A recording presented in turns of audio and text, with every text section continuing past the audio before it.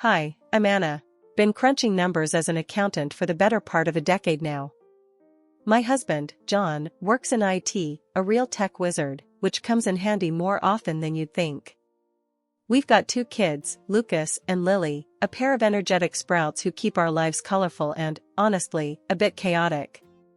We've just moved into our new house, a dream I've had since the kids were born. You see, John and I decided early on that we wanted a proper home for the kids to grow up in, not just any place would do. So, we scrimped and saved, and finally, after years of both of us grinding away, we managed to buy our own place. The house wasn't just a building, it was a promise we made to each other and to our kids. The day we moved in, I remember standing in the empty living room before the furniture arrived, envisioning the memories we'd create. John wrapped his arms around me from behind and whispered, "We did it, babe. We're home." "Yeah, we did it," I replied, my voice a mix of exhaustion and elation. "Let's just hope we survive the decorating part without killing each other." We spent that evening sorting through boxes, assembling furniture, and laying down rules for the kids, simple stuff, like no markers on the walls and no cookies in bed. It was late when we finally crashed, the sound of the kids even breathing from the next rooms, the best kind of lullaby. Things were good. Settling in took less time than I thought, mostly because I decided to work from home. My boss, bless his heart, was more supportive than I'd hoped. He let me handle the company's accounts remotely, as long as I kept up my numbers, and I always do.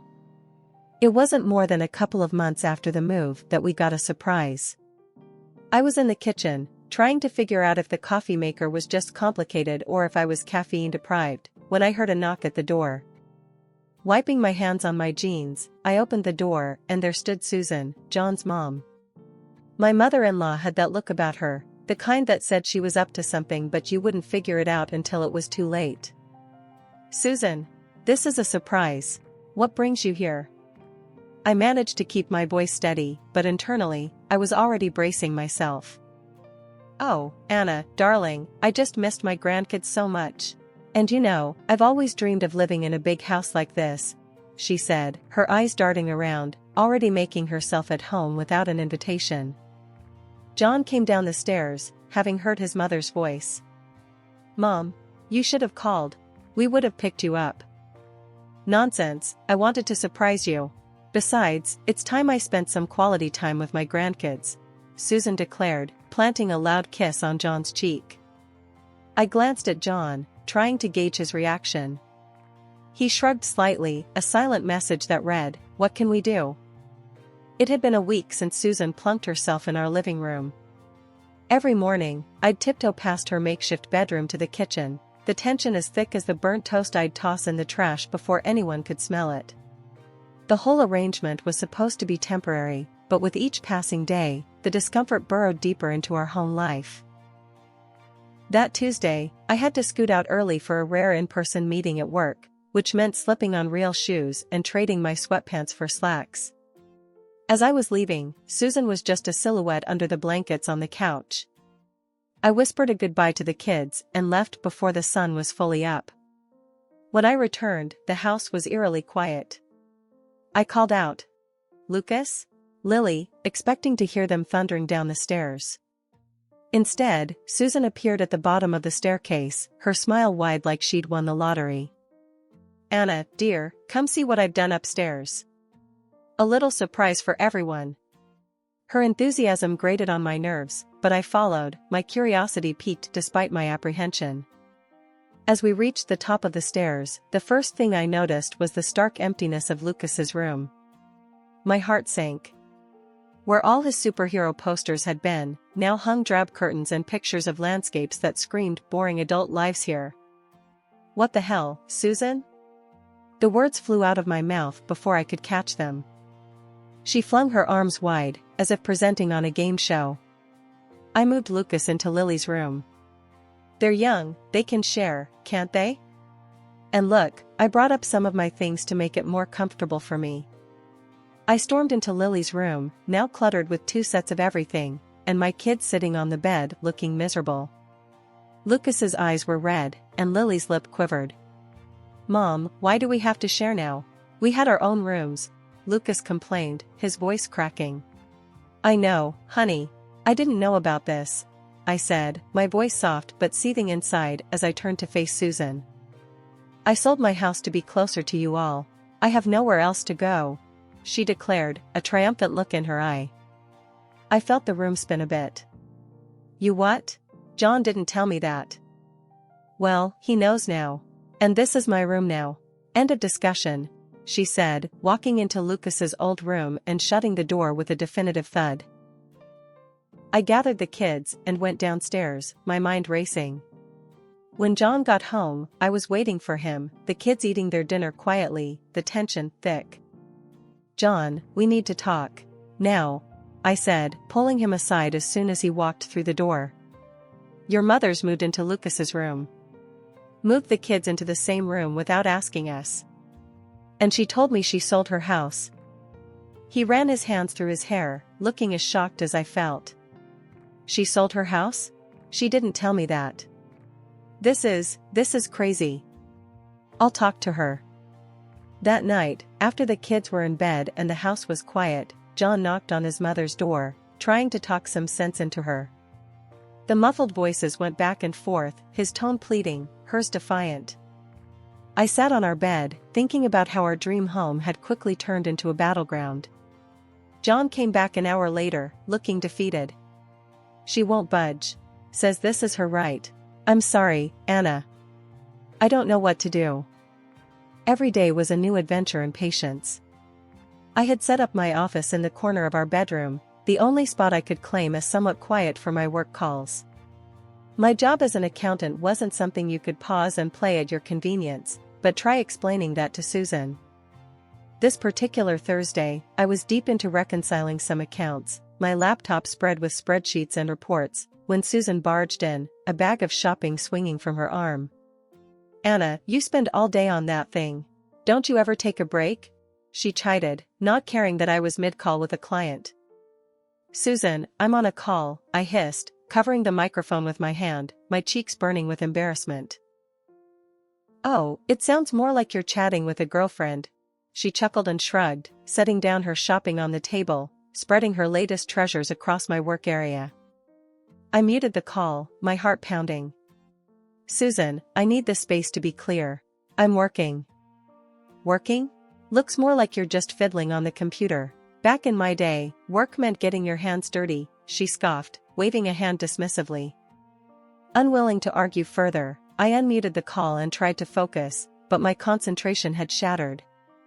As I wrapped up the call, Susan had already floated away, probably to stow her new haul of discount buys, useless figurines and out-of-fashion clothes that seemed to multiply each day. Later that afternoon, the sound of crying broke my concentration again. It was Lucas, sobbing over something in the living room. Dropping everything, I rushed to him, finding him holding an empty comic book sleeve. Mom, my Spider-Man comics are gone. I left them right here. My heart sank. Let's go ask Susan, sweetie. Maybe she moved them. We found Susan in her room, the door ajar, surrounded by piles of her shopping conquests. Susan, did you see Lucas's comics? I asked, trying to keep my voice even. She glanced up, her nose wrinkling in disgust. Those old things? I threw them out. They were cluttering up the living room, and I can't stand spiders. Creepy, crawling things. No need for that nonsense in the house. Lucas's face crumpled, tears streaming down his cheeks. But Grandma, they were my favorite. Spider-Man isn't real. He doesn't crawl. I don't care. I don't like them, and they're gone, Susan snapped, turning back to her clutter. As Lucas calmed down, I stepped into the hallway, my mind racing. Susan's disregard for what wasn't hers was growing unbearable. Every inch of space was slowly being consumed by her belongings, her rules, her presence. From the crack of dawn to the hush of night, Susan's presence was like a cloud, casting a shadow over our family's daily life. And with each passing day, her comments and criticisms grew sharper, cutting into the fabric of our routine and comfort. It was a Tuesday morning, and I had just finished getting the kids ready for school when Susan decided to comment on my appearance. "Anna, when was the last time you had a manicure? You really should try to keep yourself up, you know." I glanced down at my hands, nails chipped from household chores and typing furiously on my laptop. "I've been busy, Susan. You know, taking care of the kids and working from home." She said, shaking her head. "A little effort wouldn't hurt. John would appreciate it." Ignoring the sting of her words, I went to the kitchen to prepare breakfast. But as soon as I served the eggs and toast, Susan was on to her next critique. "Is this how you usually cook? It's a bit bland, dear. You really should take some cooking lessons." The kids ate silently, casting me worried glances. I forced a smile, trying to keep the morning from souring further. Later that day, when the kids came home from school, their laughter and lively chatter filled the house. It was a sound I cherished, one that Susan apparently found annoying. "Kids, could you keep it down? I'm trying to watch my shows," she called out from the living room, her tone sharp and commanding. The kids shuffled away, and I felt my frustration mounting. Not wanting to argue in front of them, I retreated to the kitchen, only to overhear Susan mumbling about the noise. That evening, as we sat down for dinner, Susan decided it was time to lecture me on my role in the family. "Anna, I think it's time we start dinner with a little thank you to John. After all, he's the one providing for all of us." I clenched my jaw, setting down my fork. "Actually, Susan, I pay the mortgage. That's $2,800 a month from my salary." Susan waved her hand dismissively as John chimed in. "Mom, Anna's right. She's the one handling the mortgage. I take care of other expenses, but we both contribute equally." "Oh, please," Susan scoffed. "If it weren't for my son, you wouldn't have this house or your comforts." John's face tightened, and he looked like he was about to argue further, but he caught my eye and let out a sigh. We had been through this conversation too many times already. The meal passed with an uncomfortable silence, the clinking of cutlery punctuating the tension. After clearing the dishes, I found myself in the laundry room, folding clothes more aggressively than necessary. John came in, his expression weary. "Anna, I'm sorry about my mom. I don't know what to do to make her understand." I folded a shirt and stacked it with a little too much force. "I don't know either, John. But we can't go on like this. It's like walking on eggshells in our own home." "We'll figure something out," John said, though the assurance sounded hollow. "Maybe we can sit her down and talk it through again. Lay out everything clearly." I nodded, though doubt nagged at me. Susan had made up her mind about how things should be, and it seemed no amount of talking would change her view. This morning started just like any other Tuesday, with me dropping the kids off at school before heading back to the house. I was prepping for an important online conference with my boss and a couple of key executives from the company, a meeting that could significantly impact my career. However, the moment I stepped inside, I knew something was off. The house was bustling with noise, laughter, and the clinking of dishes. Susan had invited her friends over for an impromptu breakfast gathering, apparently turning our living room into her personal social club. I sighed, rubbing my temples as I poured myself a quick cup of coffee. Trying to stay calm, I headed to my office, hoping to find some sanctuary. As I settled down, adjusting my webcam and reviewing my notes one last time, I could hear the muffled chatter and laughter from the living room. I tried my best to block it out, focusing on the upcoming discussion. But just as the meeting started and I began to explain the quarterly projections, the door to my office flew open. Susan, leading her troop of friends, burst in loudly asking, "Anna, why didn't you make us some coffee too? And where's our breakfast? You can't just ignore your guests." Stunned, I muted my microphone, my cheeks flushing with embarrassment. "Susan, I'm in the middle of a work meeting. Can this wait?" I hissed, trying to keep my voice low and calm. "No, it can't. You think because you're working, you can neglect your duties as a hostess?" Susan retorted, her voice rising with every word. Frustrated, I pointed at her sharply. keep it down, I'm working." In response, Susan's expression twisted into one of defiance, and in a dramatic gesture, she grabbed my laptop and threw it onto the floor. The screen went black, the sound of my boss's voice cut off abruptly as the machine hit the carpet with a thud. "Go and make us breakfast," she demanded, as if she had every right. Without a word, I stood up, walked over to her, and firmly guided her out of the office, closing the door behind her.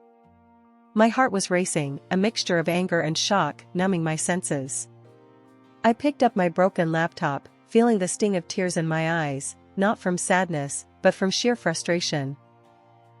Taking a deep breath, I pulled out my phone and dialed my boss, explaining what had just happened. To my relief, he was more understanding than I expected. "I get it, Anna. Family situations can be tough. Just see if you can sort it out, okay? We need you focused." After hanging up, I could hear Susan in the living room, loudly proclaiming to her audience, "You have to teach these young ones how to behave. If you let them, they'll walk all over you. It's our duty to put them in their place." The audacity of her words made my blood boil, but I knew I had to hold it together. Later that evening, when John came home, I told him everything. His face darkened with each word I spoke. "He did what? That's it. She's paying for a new laptop," he said, his jaw set in anger. "This has gone far enough, Anna. I'm sorry. I'll handle it." He confronted his mother about the incident. Susan, perhaps realizing she had crossed a line, suddenly clutched at her chest, her face contorted in pain. "I'm not feeling well," she gasped, her voice shaky. "Mom, are you okay?" John's tone shifted from anger to concern in a heartbeat. "I need to lie down. This is too much for me," Susan said dramatically, before retreating to her room and locking herself in. The next morning, Susan declared she'd be retreating to a boarding house to restore her health, and I watched her pack with a practiced calm, masking the storm of thoughts whirling in my head. Her sudden declaration of illness, miraculously timed to avoid the fallout from breaking my laptop, seemed too convenient. John, equally skeptical, tried once more to broach the topic of the broken laptop, but she dodged his concerns with an airy wave, promising to discuss it later. As her taxi disappeared down the driveway, John turned to me, a mixture of relief and resolve on his face. "Okay, what's the plan?" he asked, as we stood in the quiet aftermath of her departure. "You know how your mom freaked out over Lucas's Spider-Man comics because she hates spiders?" I began, watching his reaction closely. John's eyebrows rose, a hint of a smile tugging at the corners of his mouth. "Yeah, she can't stand them. Why? Let's just say, what if we took that fear and decorated the house with it? Not just any decorations, but make it look like a spider den," I suggested, the words out before I could reconsider. John chuckled, shaking his head in disbelief, before giving a firm nod. "Let's do it. It might just be crazy enough to work. And hey, Lucas will get a kick out of it." Feeling a mixture of excitement and guilt, I called a local artist known for their theatrical set designs. I explained our needs: realistic, lifelike spiders painted on the walls, cobwebs that looked like they were spun by giant arachnids, and an overall ambience that screamed spider den. The artist was intrigued and slightly amused by the project, promising to start the next day. John and I stood back, watching the children and the changing decor. "You think she'll ever want to come back after this?" he asked, a twinge of uncertainty in his voice. I shrugged, watching a painter add the finishing touches to a particularly grotesque arachnid above the fireplace. "I don't know. But I hope it makes her think twice about how she treats this place, our home." As the day of Susan's return neared, the house looked less like the family home it had been and more like a set from a horror movie. I had mixed feelings as I surveyed the work. It was beautifully horrifying and served a purpose, but part of me felt guilty about using Susan's phobia against her. The morning Susan was due back, tension buzzed through the house like electricity. John and I exchanged nervous glances as we heard her taxi pull up outside. Susan breezed into the house, her usual air of entitlement surrounding her like a cloak. She didn't even glance around at the transformed decor, fixated only on retreating to her room for some rest after her exhausting retreat. As soon as she opened the door to her room, though, her composure shattered. A blood-curdling scream echoed through the house as she stumbled back, her hands clutching at her chest. "What is this? What have you done?" The walls, covered in the eeriest, most lifelike spiders and webs, seemed to close in on her. She bolted from the room, her eyes wide with terror, only to find that the rest of the house matched her room. Spiders in every corner, on every wall, our home had become a den of fear for her. Susan ran down the hallway, screaming, "Remove this! Remove this at once!" Calmly, I stepped into her path, my voice steady. "Susan, this is our house, and we decide how to decorate it. We like it this way." John joined me, adding, "We can't afford any changes right now, not after what happened because of you." Her face went pale, her eyes darting around as if the spiders might jump off the walls. "What are you talking about? What happened?" "Your little stunt with Anna's laptop got her fired. We're tight on money now. If you're going to stay, you'll need to contribute $2,800 a month for the mortgage," John lied smoothly, "the fabrication necessary to press our advantage." Susan gasped, clutching her heart again. "This is outrageous. You can't do this to me. I'm leaving. No one appreciates anything I do. I'm not staying in this horror house." As she scrambled to pack her things, I blocked her way at the door. "Before you leave, you owe us $2,000 for the laptop you broke." The color drained from her face, replaced by a flush of anger. She yanked her checkbook from her purse and scribbled furiously.